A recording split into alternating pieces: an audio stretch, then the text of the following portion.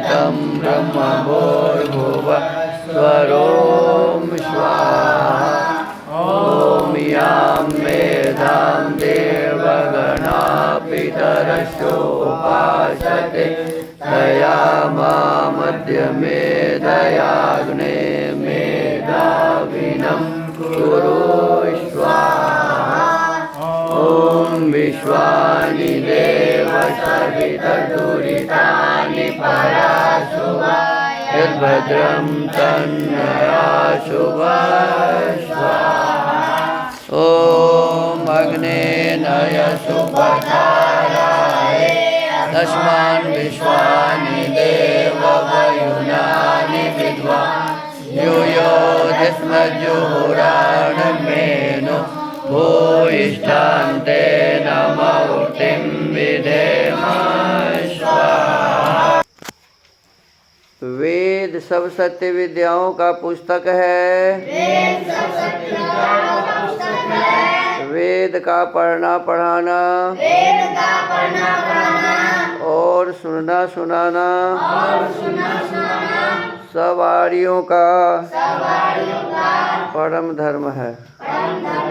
ओम स्तुता मया वरदा वेद माता प्रचोदयन्तां पावमानि द्विजानाम् आयो प्राणं प्रजां पशुं कीर्तिं द्रविणं ब्रह्मवर्चसं मह्यं दत्त्वा व्रजत ब्रह्मलोकम्। इदानीं वेद पाठो भविष्यति। अद्य ऋग्वेदस्य तृतीयं मण्डलस्य त्रिंशं सूक्तस्य पाठो भविष्यति। पाठमान मंत्रस्य इच्छन्ति त्वा सोमव्यासः इत्येतानि प्रथमानि पदानि सन्ति। अब वेद पाठ होगा। आज ऋग्वेद के तीसरे मंडल के 30वें सूक्त का पाठ किया जाएगा। पाठ किए जाने वाले मंत्र के इच्छन्ति त्वा सोमव्यासः ये प्रारंभिक पद हैं। इस सूक्त के ऋषि हैं विश्वामित्र, देवता इंद्र, छंदः 1, 2, 9 से 11, 14, 17 और 20 का निश्चित त्रिष्टुप, 3, 4, 7, 16 और 18 का भूरिक पंक्ति, 5, 6, 8, 13, 19, 21, 22 का त्रिष्टुप, 12 और 15 का विराट त्रिष्टुप। स्वर है 1, 2, 5, 6, 8 से 15, 17, 19 और से 22 दैवता, 3, 4, 7, 16 और 18 का पंचमः। ओम इच्छन्ति त्वा सोम्यासः सखायः शृण्वन्ति सोमं दधति प्रयांसि तितिक्षन्ते अभिषस्तिं जनानामिन्द्र त्वदा कश्चन हि प्रकीर्तः। ओम न ते दूरे परमाच्छिद्रजांस्यातु प्रयाहि हरिवो हरिभ्याम् स्थिराय वृषणे सवनाकृते मा युक्ता ग्रावाणः समिधाने अग्नौ। ओम इंद्र सुशिप्रो मघवातरुत्रो महाव्रातस्तु विकुर्मिर्ऋघावान् यदुग्रोधा बाधितो मर्त्येषु क्व त्वाते वृषभवीर्याणि। ओम त्वं हिस्माच्यावयन्नच्युतान्येको वृत्राचरसि जिघ्नमानः तवद्या वा पृथिवी पर्वतासु नुव्रताय निमितेवतस्थुः। ओम उताभये पुरुहूत स्रवोभिरेको दृल्हामवदोद्वृत्रहासन् इमे चिदिन्द्रद्रोदसी अपारे यत्संगृह्णा मघवन्काशिरीत्ते। ओम प्रसूत इंद्र प्रवता हरिभ्यं प्रते वज्र समृणन्नेतु शत्रून् जहि प्रतीचो अनूचः पराचो विश्वं सत्यं कृणुहि विष्टमस्तु। ओम यस्मै धातु रदधा मर्त्याया भक्तं चित् भजते गेह्यं सः भद्रात इंद्र सुमतिर्घृताचि सहस्रदाना पुरुहूतरातिः। ओम सह दानुं पुरुहूत क्षियन्तमहस्त हस्तमिन्द्र संपिनक्कुणारुम् अभिग्भृत्रं वर्धमानं पियारुमपादमिन्द्र तव सा जघन्थ। ॐ निशामनामिषीरामिन्द्र भूमिं महिमा पारां सदने ससत्थ। अस्तभ्नाद्यां वृषभो अन्तरिक्षमर्षन्त्वापस्त्वा येह प्रसूताः। ॐ अलात्रिनो बल इन्द्र व्रजो गोः पुरा हन्तोर्भयमानो व्यार। सुगान्पथो अकृणोन्नीरजेगाः प्रावन्वाणीः पुरुहूतं धमन्तीः।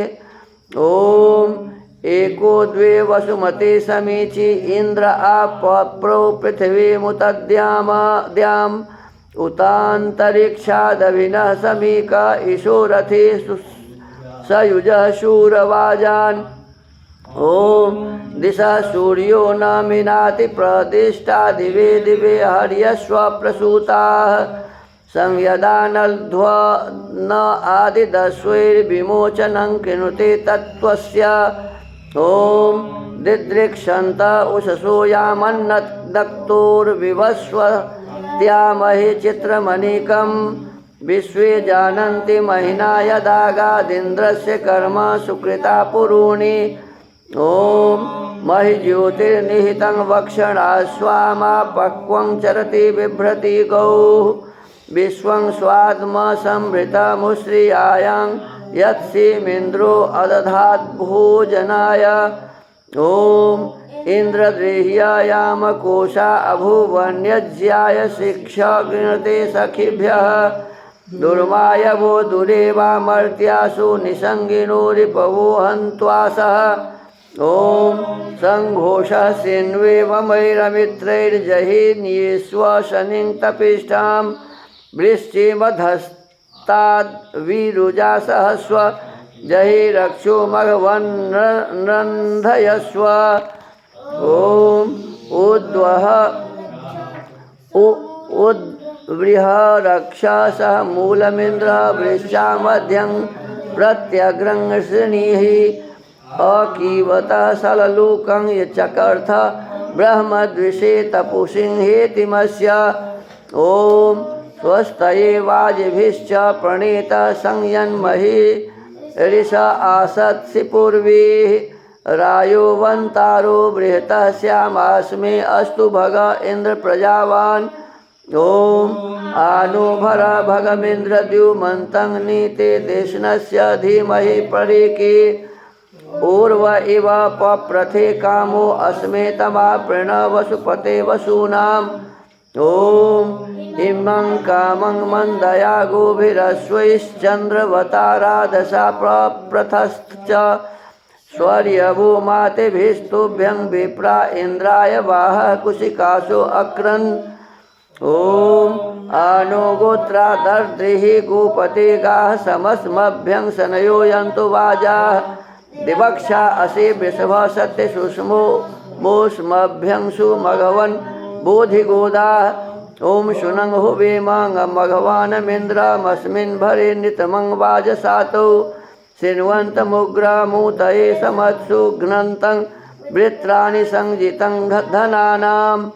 अथ श्रद्धासूक्तम्। ॐ श्रद्धयाग्निः समिध्यते श्रद्धया हूयते हविः।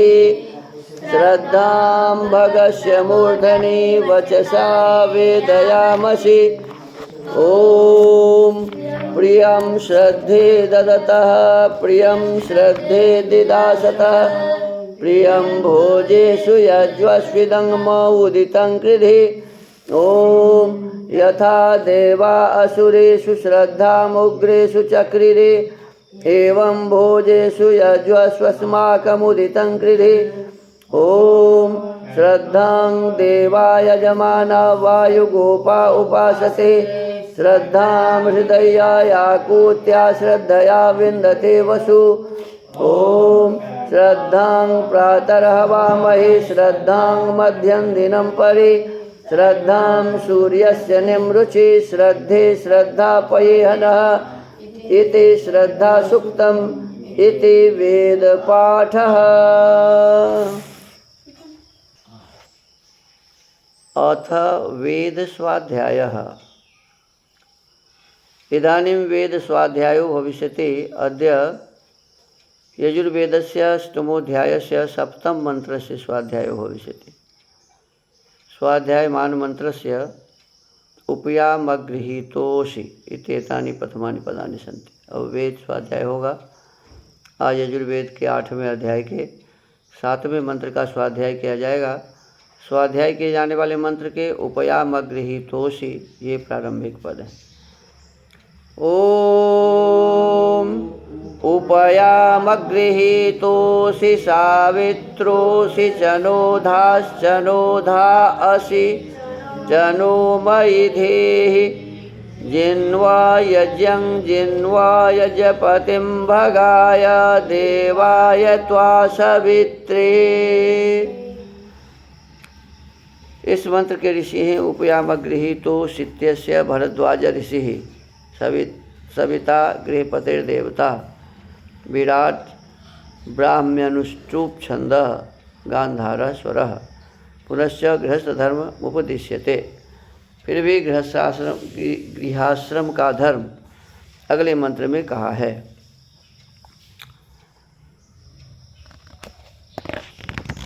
पदार्थः।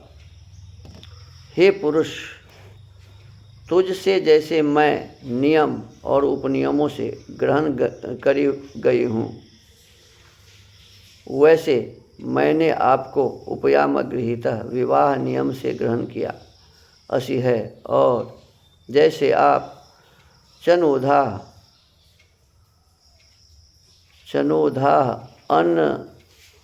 अन्न के धारण करने वाले असी हैं, और सविता समस्त संतान आदि सुख उत्पन्न करने वाले आपको अपना इष्ट देव मानने वाले असी हैं।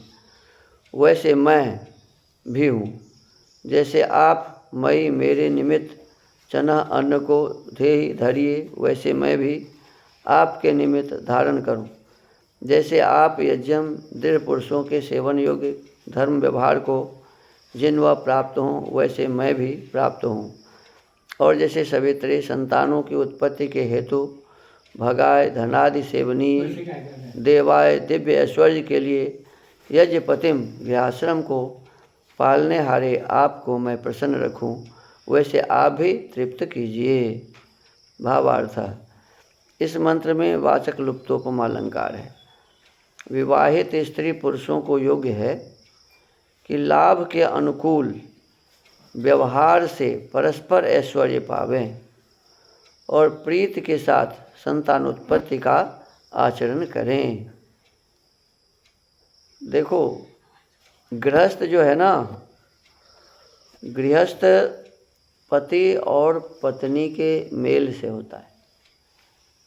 जैसे किसी गाड़ी में 2 पहिए यदि न हो तो 1 पहिया से गाड़ी नहीं चलती। भाई कोई टायर गाड़ी चल रही है और 1 पहिया निकल जाए तो गाड़ी बढ़ेगी? नहीं बढ़ेगी। ऐसे ही हमारे इस गृहस्थ जीवन के स्त्री और पुरुष 2 पहिए हैं। क्या है? चक्का। गृहस्थ जीवन के दोनों चक्के मजबूत होने चाहिए।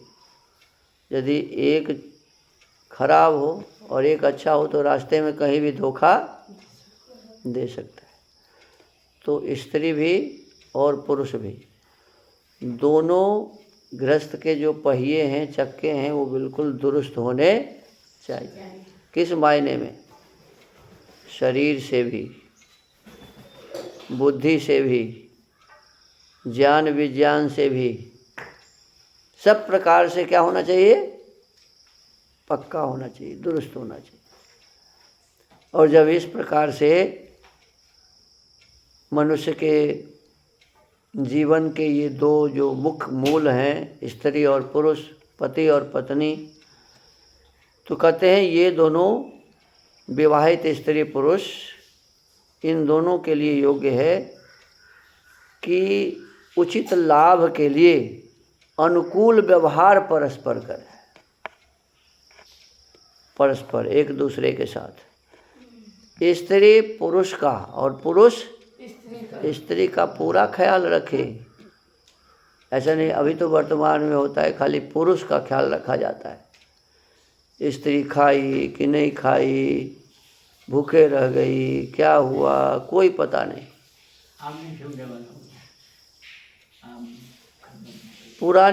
पुराने लोग इस प्रकार से करते हैं। अब महिला ऐसा करती है, महिला खा लेती है, पुरुष खाए चाहे, उल्टा हो गया है। अब उल्टा हो गया है, सही नहीं हुआ है। पहले जमाने में क्या था कि पुरुष सर्वे सर्वा थे, खा लिए पी लिए चले गए, आए तो 2 डंडा घर वाली को मार भी दिए। हाँ, ये होता था। और स्त्री भले ही भूखी है, प्यासी है, खाई या नहीं खाई, कोई चिंता पुरुष नहीं रखते थे। सब घर में खा लिया, यदि माने भोजन नहीं रहा तो पत्नी भूखे ही सो गई। ऐसा होता था। पुरानी महिलाएं बहुत सारी अभी भी ऐसा करती है, लेकिन नई जो अब बहू आती है ना, वो पहले पड़ोस के खा लेती है। घर वाला आए, रहा तो दिया, नहीं तो कहा कि अपना बनाओ और खाओ, चाहे दुकान से मंगा के खा लो। आज की महिला ये हो गई। अंशतः परिवार में ये देखा जाता है। 8 बजे 9 बजे तक तो सोई रहती है और उठेगी, तब तक घर वाला चला जाता है ड्यूटी।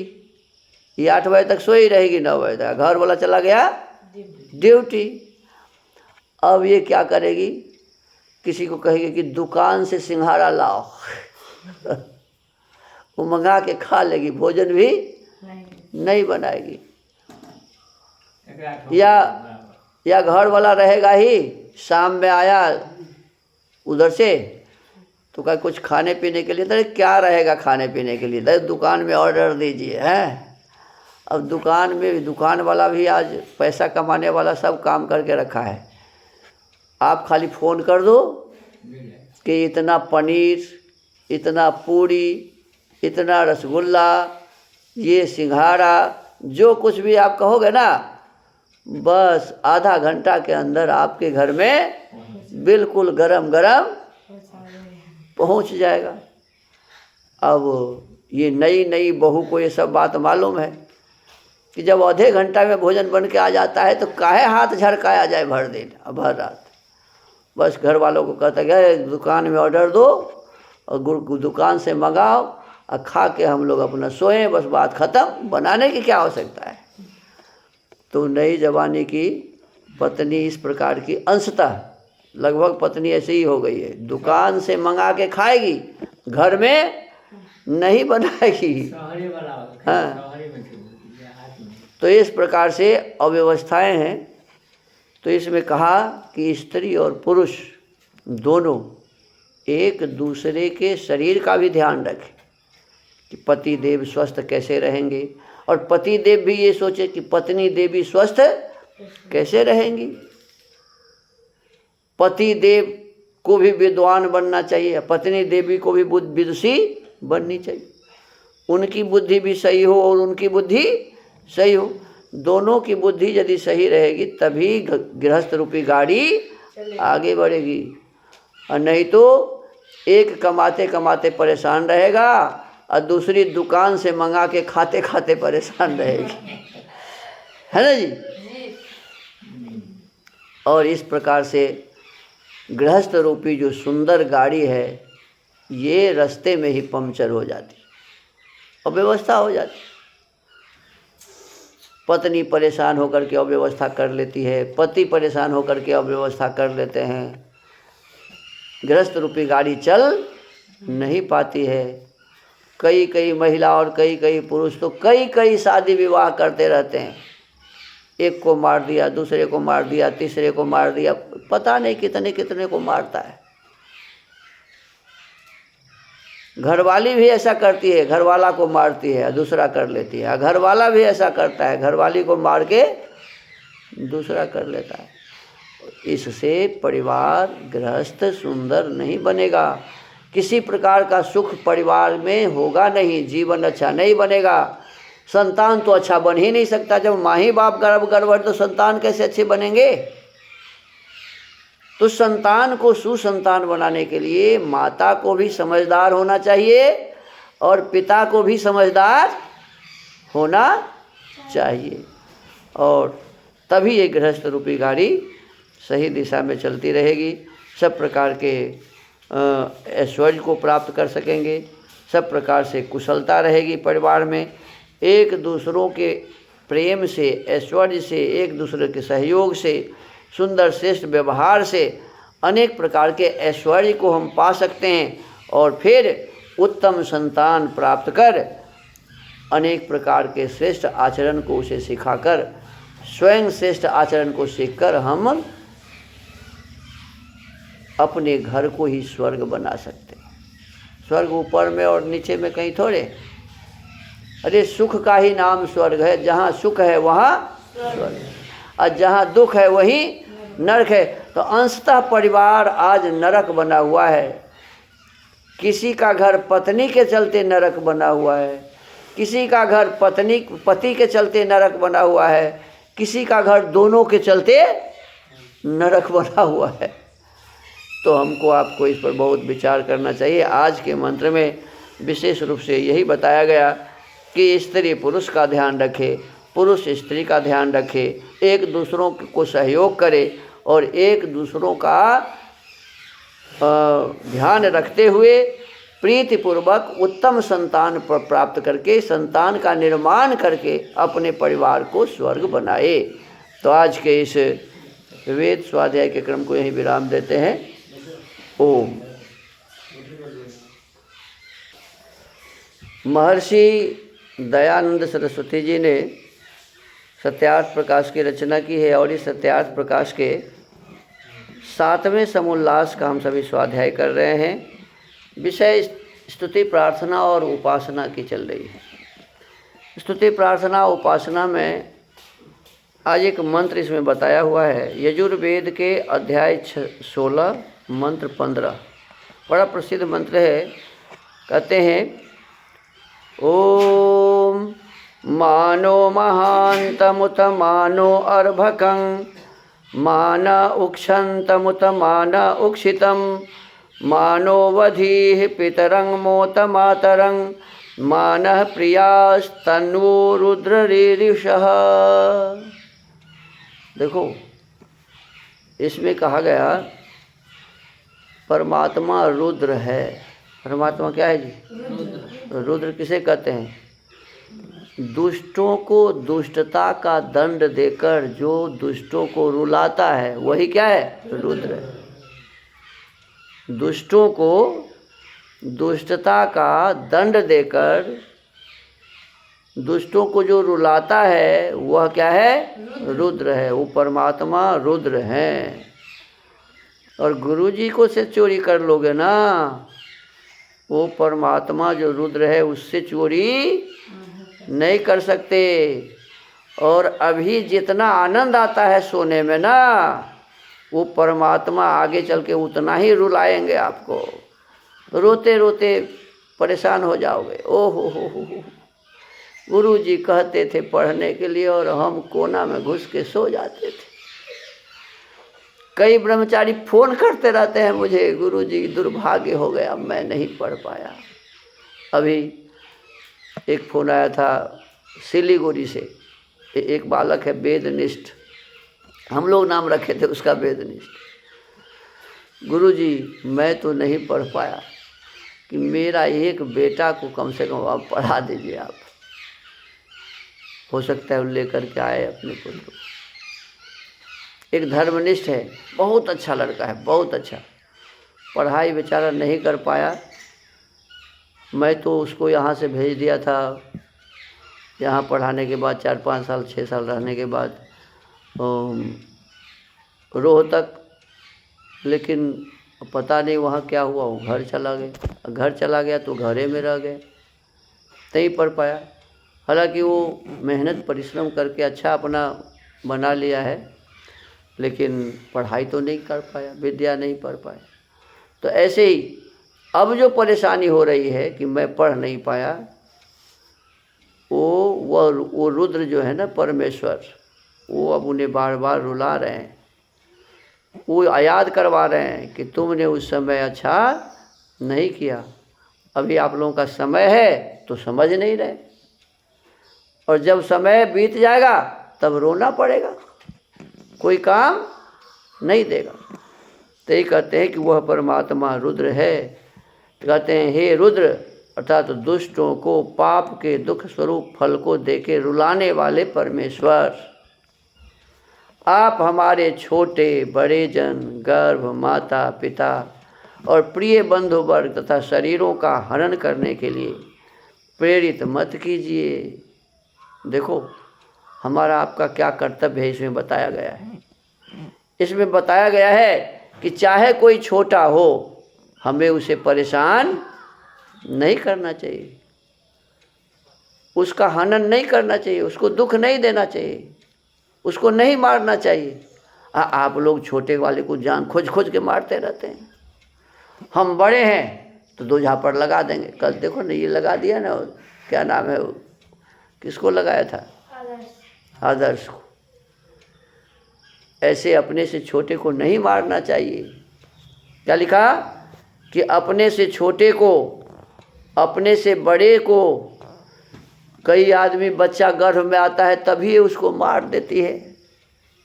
कहते हैं गर्भ में आए हुए संतान को, अपने माता को, कई बच्चे माता को खूब रुलाते रहते हैं।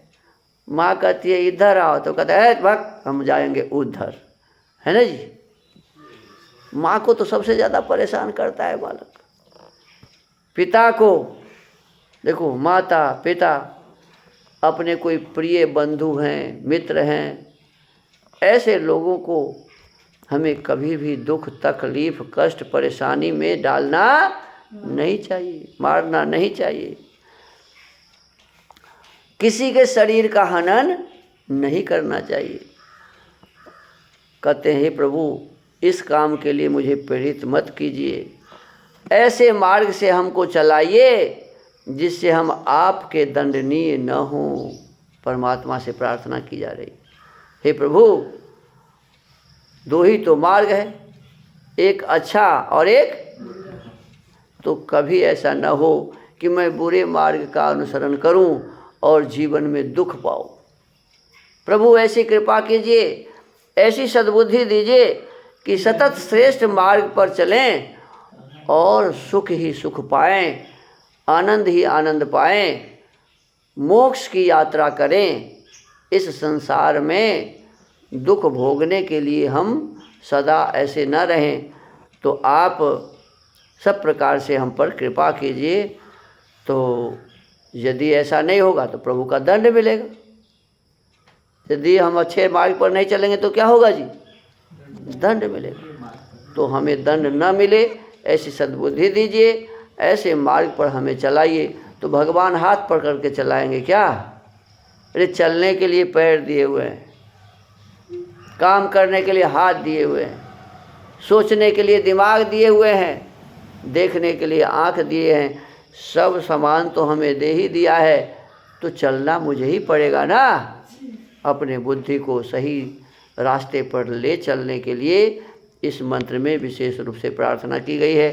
तो आज के इस सत्यार्थ प्रकाश के स्वाध्याय के क्रम को यहीं विराम देते हैं। ओम। महर्षि वाल्मीकि जी ने रामायण की रचना की है और इस वाल्मीकि रामायण के अयोध्या कांड का हम सभी स्वाध्याय कर रहे हैं। आज 31 सर्गः 31वें सर्ग का स्वाध्याय होगा।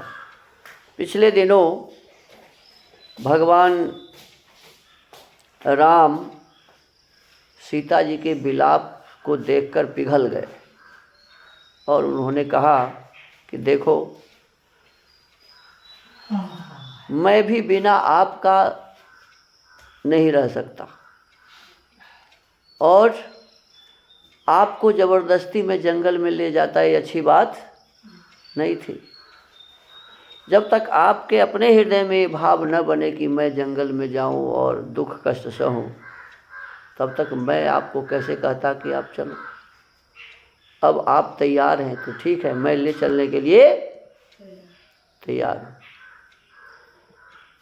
कहते हैं तदनंतर अपना मनोरथ पूर्ण हो जाने से अत्यंत हर्ष में भर गई सीता जी।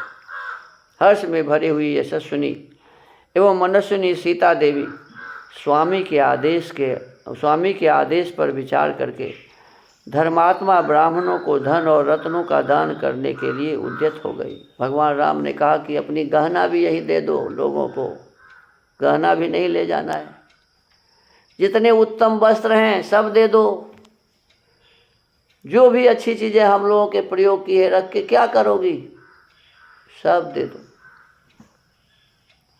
अब सीता जी आगे क्या करती हैं।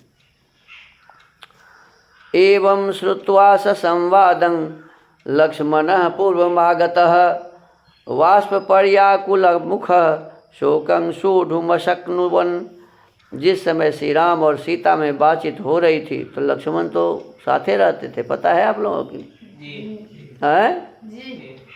लक्ष्मण वहाँ पहले से ही आ गए थे। उन दोनों का ऐसा संवाद सुनकर उनका मुखमंडल आंसुओं से भीग गया। भाई के विरह का शोक अब उनके लिए भी असह्य हो उठा। सभ्रातुश्चरणौ गाढ़ं निपीड्य रघुनंदनः सीतामुवाचाति यशां राघवं च महाव्रतम। रघुकुल को आनंदित करने वाले लक्ष्मण ने ज्येष्ठ भ्राता श्री रामचंद्र जी के दोनों पैर जोर से पकड़ लिए और अत्यंत यशस्विनी सीता तथा महान व्रतधारी श्री रघुनाथ जी से कहा, यदि गंतुं कृता बुद्धिर वनं मृग गजायुतम अहं त्वानुगमिष्यामि वनमग्रे धनुर्धरः। आर्य, देखो अपने भाई को क्या कर रहे हैं, आर्य। पत्नी क्या कर रही है राम को, आर्य पुत्र। भगवान राम आर्य थे। आर्य मतलब श्रेष्ठ, आर्य मतलब श्रेष्ठ। यदि आपने सहस्रों वन्य पशुओं तथा हाथियों से भरे हुए वन में जाने का निश्चय कर ही लिया है तो मैं भी आपका अनुसरण करूँगा, धनुष हाथ में लेकर आगे आगे चलूँगा। मया समेतो रण्यानि रम्यानि विचरिष्यसि पक्षिभिर्मृगयूथैश्च संघुष्टानि समन्ततः। आप मेरे साथ पक्षियों के कलरव और भ्रमर समूहों के गुंजारव से गूंजते हुए रमणीय वनों में सब ओर विचरण कीजिएगा। न देवलोकाक्रमणं नामरत्वमहं वृणे ऐश्वर्यं चापि लोकानां कामये न त्वया बिना। मैं आपके बिना स्वर्ग में जाने, अमर होने तथा संपूर्ण लोकों का ऐश्वर्य प्राप्त करने की भी इच्छा नहीं रखता। जो बात सीता कह रही थी अब लक्ष्मण वो कहना शुरू कर दिए। एवं ब्रुवाणः सौमित्रिर्वनवासाय निश्चितः रामेण बहुभिः सान्त्वैर्निषिद्धः पुनरब्रवीत्। वनवास के लिए निश्चित विचार करके ऐसी बात कहने वाले सुमित्रा कुमार लक्ष्मण को श्री रामचंद्र जी ने बहुत से सांत्वनापूर्ण वचनों द्वारा समझाकर जब वन में चलने से मना किया। अब भाई को जब कह रहे हैं तो भाई तो कहेगा ना, पिताजी कैसे रहेंगे, माँ कैसे रहेगी, आप मत जाओ।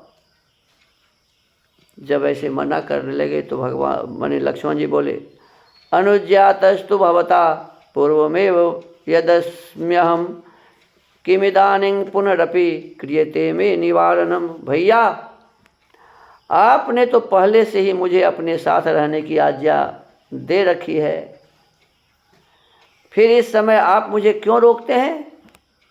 पहले भी तो साथे साथे रहते थे, अब मुझे क्यों रोक रहे हैं आप?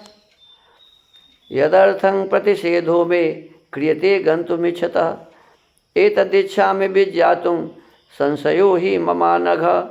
निष्पाप रघुनंदन, जिस कारण से आपके साथ चलने की इच्छा वाले मुझको आप मना करते हैं उस कारण को मैं जानना चाहता हूँ। मेरे हृदय में इसके लिए बड़ा संशय हो रहा है। ततो ब्रवीन् महातेजा रामो लक्ष्मणमग्रतः स्थितं प्राग्गामिनं धीरं याचमानं कृतांजलिम।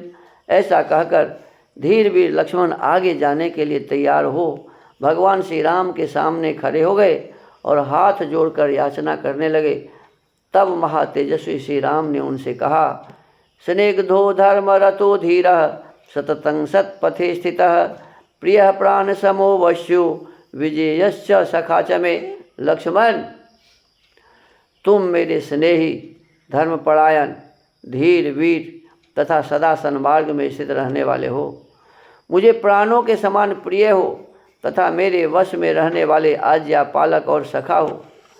मयाद्य सह सौमित्रे त्वयि गच्छति तद्वनम को भजिष्यति कौसल्यां सुमित्रांग वा यशस्विनीम। वही बात बताए, सुमित्रानंदन, यदि आज मेरे साथ तुम भी वन को चल दोगे तो परम यशस्विनी माता कौशल्या और सुमित्रा की सेवा कौन करेगा।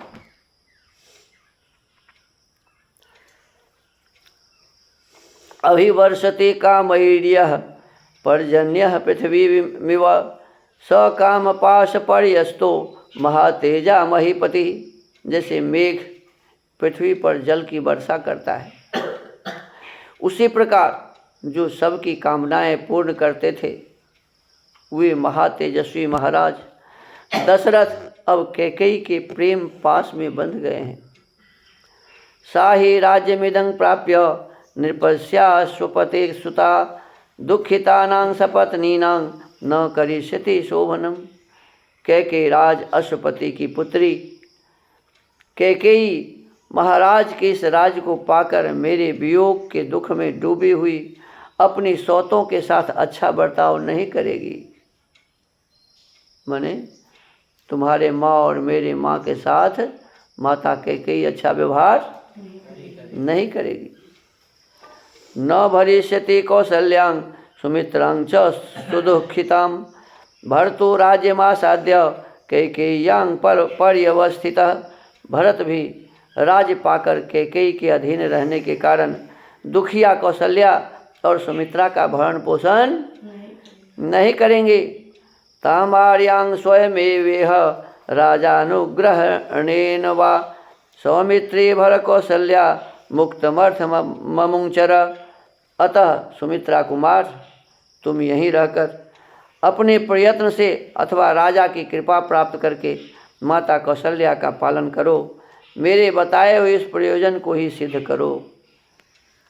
एवं मयि च ते भक्तिर भविष्यति सुदर्शिता धर्मज्ञ गुरु पूजायां धर्मश्चाप्यतुलो महान। ऐसा करने से मेरे प्रति जो तुम्हारी भक्ति है वह भी भली भांति प्रकट हो जाएगी तथा धर्मज्ञ गुरुजनों की पूजा करने से जो अनुपम एवं महान धर्म होता है वह भी तुम्हें प्राप्त हो जाएगा। एवं कुरुस्व सौमित्रे मत्कृते रघुनंदन अस्माभिर्विप्रहीणाया मातुर्नो न भवेत् सुखम।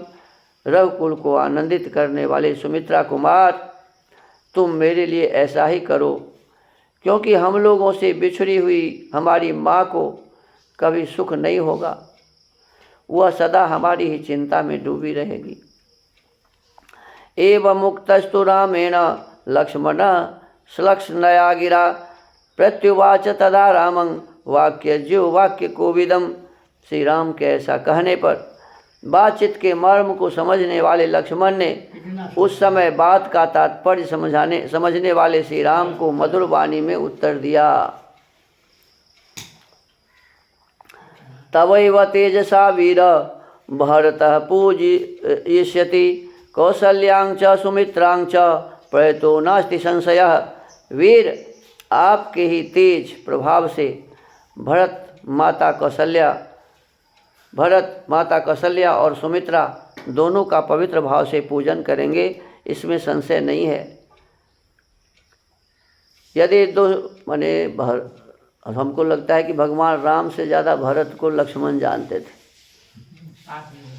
राम जी कह रहे हैं कि भरत भी राज के जो मद होगा उसमें माता जी का ध्यान नहीं रखेंगे। लक्ष्मण कह रहे कि नहीं, ऐसा नहीं होगा। कहते हैं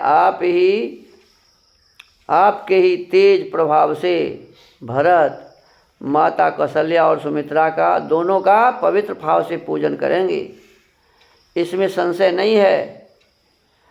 यदि दुस्थो न रक्षेत भरतो राज्यमुत्तमं प्राप्य दुर्मनसा वीर गर्वेण च विशेषतः तमहं दुर्मतिं क्रूरं बधिष्यामि न संशय तत्पक्षानपि न तान् सर्वान् त्रैलोक्यमपि किन्तु तुषा कौसल्या बिभ्रे या दार्या सहस्रं मद्विधानमपि यस्याः सहस्रं ग्रामाणां संप्राप्तमुपजीविनां।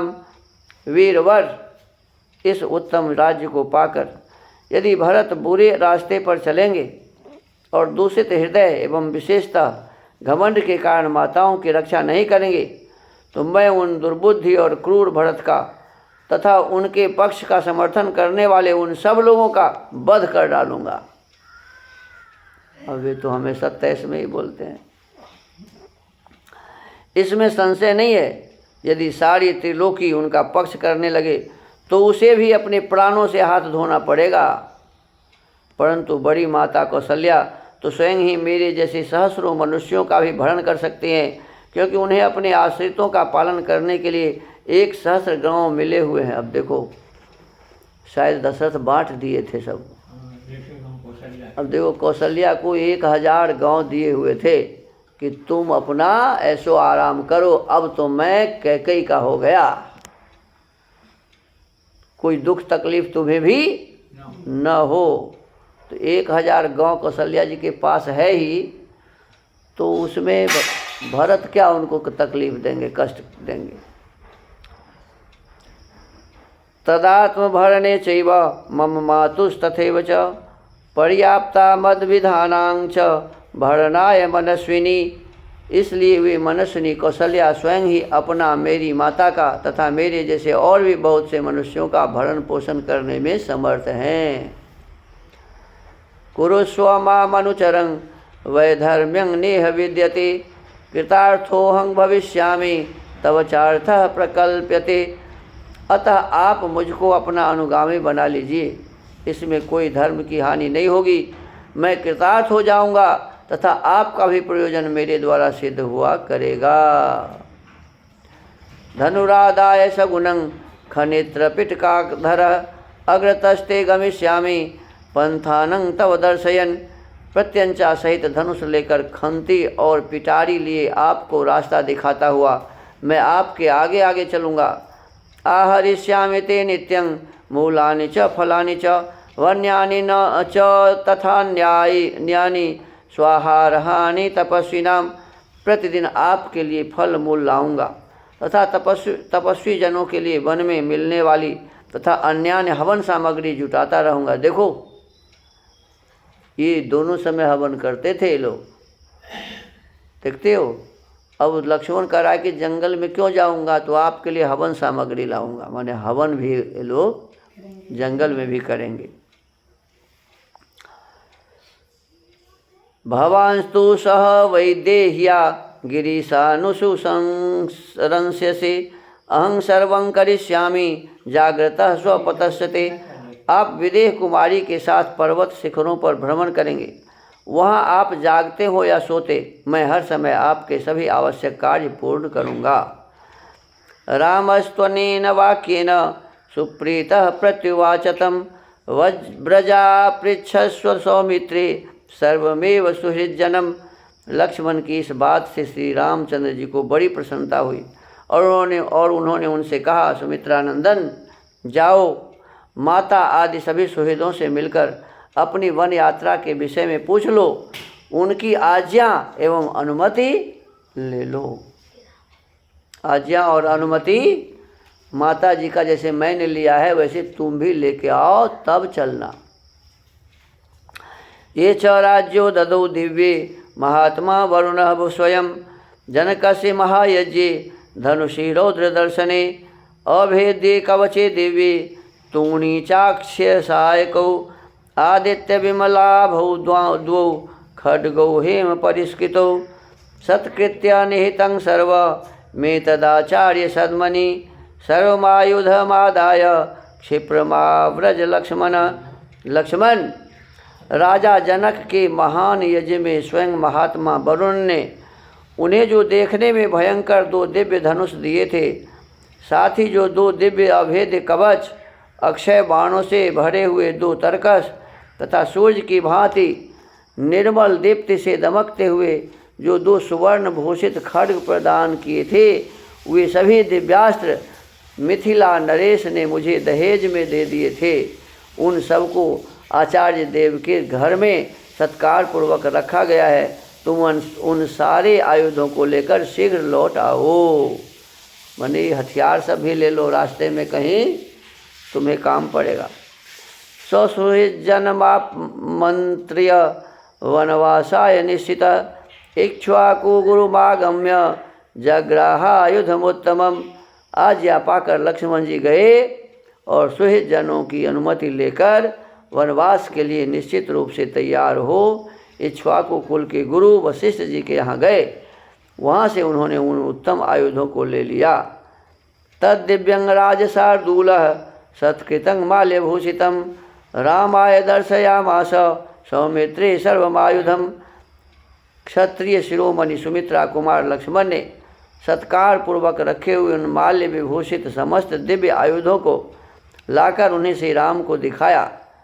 तम वाचात्मवान राम प्रीत्या लक्ष्मण मागतम काले त्वमागतः सौम्य कांक्षिते मम लक्ष्मण। तब मनस्वी श्री राम ने वहाँ आए हुए लक्ष्मण से प्रसन्न होकर कहा, सौम्य लक्ष्मण, तुम ठीक समय पर आ गए। इसी समय तुम्हारा आना मुझे अभीष्ट था। अहं प्रदातुमिच्छामि यदिदं मामकं धनं ब्राह्मणेभ्यस्तपस्विभ्यस् त्वया सह परं तप। शत्रुओं को संताप देने वाले वीर, मेरा जो यह धन है, इसे मैं तुम्हारे साथ रहकर तपस्वी ब्राह्मणों को बांटना चाहता हूँ। वसंती दृढ़ं भक्त्या गुरुषु द्विज सत्तमाः तेषामपि च मे भूयः सर्वेषां चोपजीविनाम्। गुरुजनों के प्रति सुदृढ़ भक्ति भाव से युक्त जो श्रेष्ठ ब्राह्मण यहाँ मेरे पास रहते हैं, उनको तथा समस्त आश्रित जनों को भी मुझे अपना यह धन बांटना है। वशिष्ठ पुत्रं तु सुयज्ञ मार्यं त्वमानयासु वशिष्ठ पुत्रं तु सुयज्ञ मार्यं त्वमानयासु प्रवरं द्विजानाम् अपि प्रयास्वामि वनं समस्ता नभ्यर्च्य शिष्टा न परान द्विजातीन। वशिष्ठ जी के पुत्र जो ब्राह्मणों में श्रेष्ठ आर्य सुयज्ञ हैं, देखो ये वशिष्ठ के पुत्र के लिए क्या कहे, आर्य कहे। उन्हें तुम शीघ्र यहाँ बुला लाओ। मैं इन सब का तथा और जो ब्राह्मण शेष रह गए हैं उनका भी सत्कार करके वन को जाऊंगा। तो इस प्रकार से आज 31वें सर्ग की समाप्ति हुई। अब लक्ष्मण भी साथ हो गए हैं बन जाने के लिए। तीनों अब विदा होंगे, लोगों में धन धान्य जो उनके पास है सब बांट करके। तो आज के इस वाल्मीकि रामायण के स्वाध्याय के क्रम को यहीं विराम देते हैं। ओम।